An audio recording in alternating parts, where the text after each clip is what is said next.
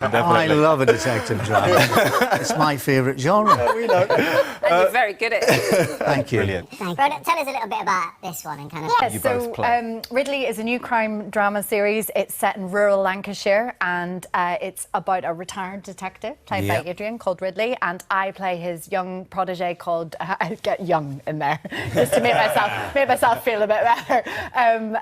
Called D.I. Carol Farman, and I have... he's encouraged me to take over and be the boss, so I get a promotion. And the first episode begins when a farmer has been murdered and I freak out a bit and I need his help. So I managed to coax him out of retirement to work on a consultancy basis.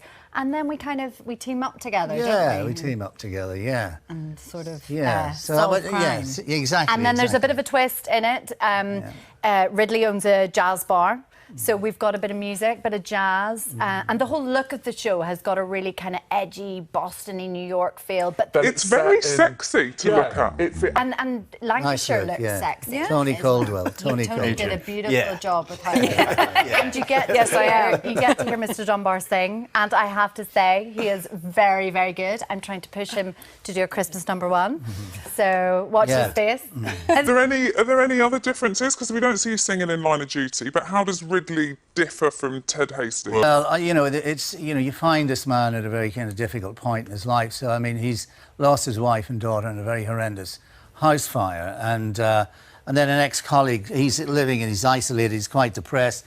And a colleague shows up and tells him about a case that's come to light again. Some new evidence has come and just kind of warns him off it.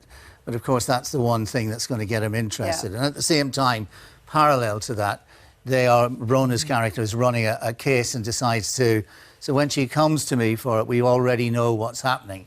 So the dynamic is that I arrive in, and of course I'm a consultant. So you think there's going to be a bit of friction there, but there really isn't. The two of us just fall back into the roles. Where it differs, though, is because I'm out of uniform. And I think the interesting thing is when you see me out of uniform, you don't think of Ted Hastings again. I kind of very quickly, I think you forget about that. And so when that all arrives in, where am I going with this, Bronagh? Yeah, well, they're just the fact that you're in your own clothes, and it's very different from Ted. It is. And even But I was going to say that it kind of morphs.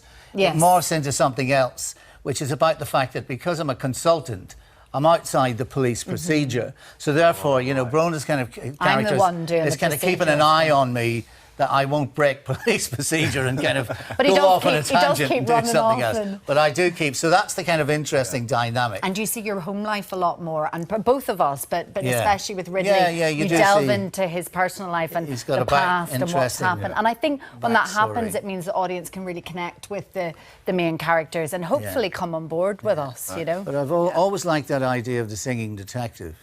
Which is something that Michael Gambon did many, many years ago.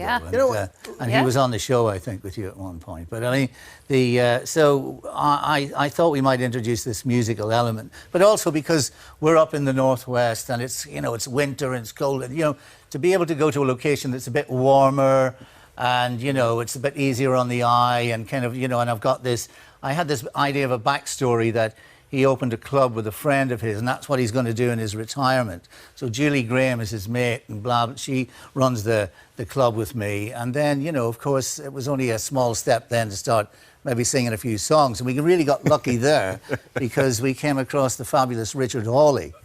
And so we're using some of Richard, thank you, Richard, if you're looking. And so we're using some of his songs. So it's a nice element of it. It's still